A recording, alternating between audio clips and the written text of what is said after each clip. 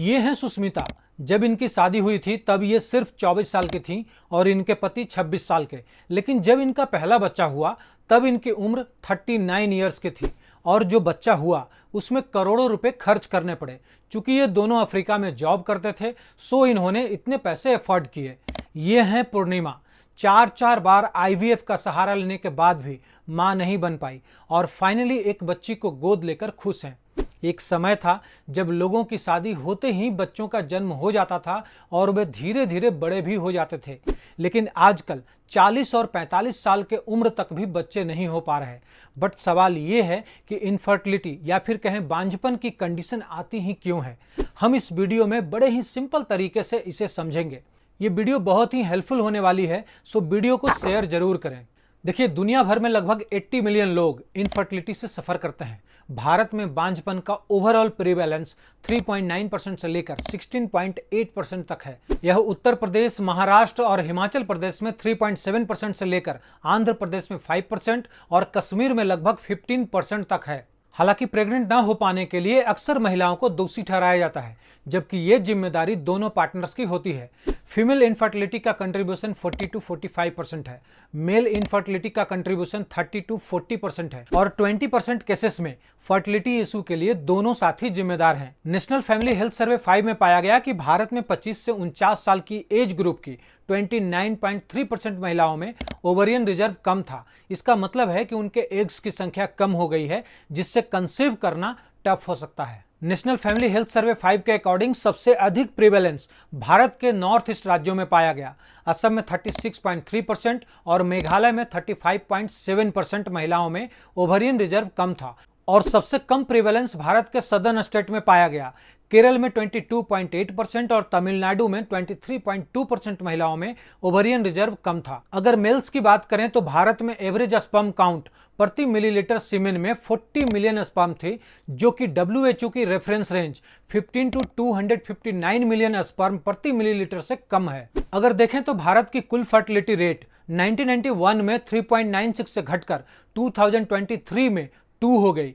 चीन में 1.93 से 1.19 हो गई और सेम पीरियड में यूएसए में 2.5 से घटकर 1.66 हो गई। अब इसके रीजंस को समझने से पहले हमें यह समझना होगा कि इनफर्टिलिटी क्या है और ये कितने टाइप्स के होते हैं। अगर किसी कपल्स के 12 मंथ तक अनप्रोटेक्टेड सेक्स करने के बावजूद कंसीव नहीं हो पाता है, उसे हम इनफर्टिलिटी कहते हैं। और इनफर्टिलिटी 2 टाइप्स के होते हैं। नंबर 1, प्राइमरी इनफर्टिलिटी, जहां किसी ऐसे व्यक्ति को कंसीव करने में प्रॉब्लम होती है जिसने पहले कभी बच्चा पैदा नहीं किया हो। नंबर 2, सेकेंडरी इनफर्टिलिटी, जहां किसी को पहले एक या अधिक प्रेगनेंसीज हो चुकी हो लेकिन फिर से कंसीव करने में प्रॉब्लम हो रही है। देखिए, एज बहुत बड़ा फैक्टर होता है मेल और फीमेल दोनों के लिए प्रेगनेंसी में और हेल्दी बेबी के लिए।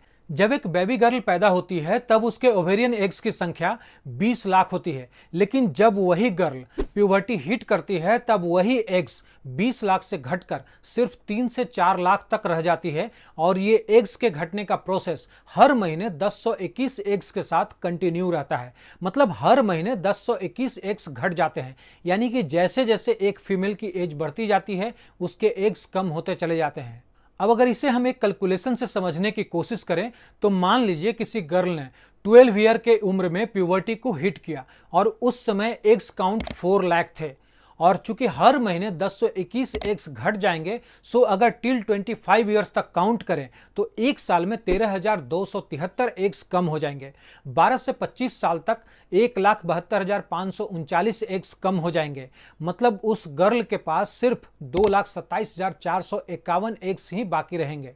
और अगर हम 35 ईयर्स तक काउंट करें, जो कि इंडिया में ट्रेंड बन चुका है 35 ईयर्स के आसपास शादी करने या बच्चे पैदा करने की, सो 12 साल से 35 साल के बीच के 23 सालों में 3,05,279 एग्स कम हो जाएंगे और बचेंगे सिर्फ 94,721 एग्स। और मेनोपोज के टाइम तो सिर्फ 300 से 400 एग्स ही रहते हैं। दैट्स वाई लोग कहते हैं कि 35 ईयर्स के बाद फर्टिलिटी के चांसेस कम हो जाते हैं, क्योंकि उम्र के बढ़ने के साथ साथ एग्स कम होते चले जाते हैं और एग्स जितने कम होंगे कंसीव करने की पॉसिबिलिटीज भी कम होंगे।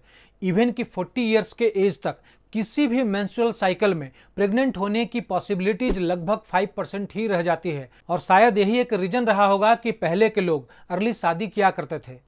सेम थिंग ही अप्लाई होता है मेल्स के मामले में। आमतौर पर 40 to 45 ईयर्स की उम्र में जब स्पर्म की क्वालिटी कम हो जाती है तो मेल फर्टिलिटी भी कम होने लगती है। अब उस पॉसिबल रीजन को भी समझ लेते हैं जिसके वजह से इनफर्टिलिटी बढ़ रही है। अगर इनफर्टिलिटी के मेन रीजन को देखें तो नंबर 1 पर आता है देर से शादी करना। पहले महिलाओं की शादी जल्दी यानी कि 21 साल की उम्र में हो जाया करती थी, इनफैक्ट उससे पहले भी, जबकि अब यह उम्र बढ़कर 26 से 30 साल या इससे भी अधिक हो गई है। इवन कुछ कपल्स 35 के एज में शादी करते हैं। कई कपल जल्दी शादी नहीं करना चाहते या परिवार शुरू नहीं करना चाहते। वे कोई काम शुरू करने से पहले अपनी एजुकेशन पूरी या फिर अपना करियर एस्टैब्लिश्ड होने का वेट करते हैं। और सच कहें तो अधिक उम्र के पार्टनर्स के साथ इनफर्टिलिटी या प्रेगनेंसी रिलेटेड प्रॉब्लम होने की संभावना बहुत ज्यादा होती है। सेकेंड रीजन है stressful life style. Various reasons के वजह से स्ट्रेस कपल्स में नॉर्मल सी बात हो गई है। अक्सर उनको स्ट्रेस में देखा जा सकता है। इस स्ट्रेसफुल लाइफ स्टाइल के पीछे पर्सनल एंड प्रोफेशनल रीजंस भी होते हैं। कुछ स्टडी से पता चलता है कि जो महिलाएं स्ट्रेस में रहती हैं, डिप्रेस्ड रहती हैं, उन महिलाओं को प्रेगनेंसी में अधिक प्रॉब्लम होती है। अनहेल्दी ईटिंग हैबिट्स भी अगला कारण है इनफर्टिलिटी का।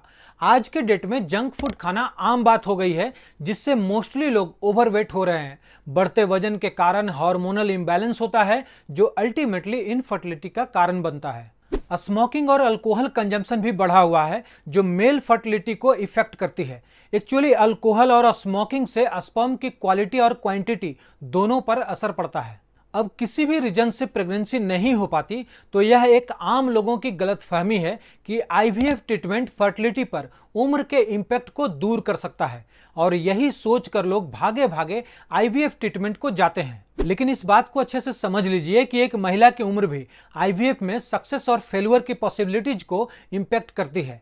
एक रिपोर्ट के अकॉर्डिंग 25 to 28 ईयर्स की महिलाओं में आईवीएफ सक्सेस रेट 60% होती है। 30 to 34 ईयर्स की महिलाओं के लिए 43%, 35 to 39 ईयर्स की महिलाओं के लिए 31%, 40 to 44 ईयर्स की महिलाओं के लिए सिर्फ 11%। लेकिन अधिक उम्र की महिलाओं के लिए बच्चा पैदा करने की संभावना बढ़ जाती है अगर वे कम उम्र की महिला द्वारा दान किए गए एग्स का उपयोग करती हैं। वैसे इंडिया में आईवीएफ का कॉस्ट कहने को तो 1 लाख to 3.5 लाख तक की होती है, बट एक्चुअल में यह कॉस्ट 5 to 7 लाख रुपए तक पहुंच जाती है, जिसमें consultation fee, medication cost, diagnostic test and ultrasound scans, ovarian stimulation medications, egg retrieval, sperm preparation and freezing, embryo culture and development, embryo transfer, cryopreservation of extra embryos और finally pregnancy test तक का process include होता है। वैसे female infertility को identify करने के कुछ सिम्टम्स हैं, जैसे कि कंसीव न कर पाना, मेंस्ट्रुअल साइकिल का बहुत लंबा यानी कि 35 डेज या उससे भी अधिक का होना, या बहुत छोटा होना यानी कि 21 डेज से भी कम का होना, इरेगुलर या मेंस्ट्रुएशन का ना आना।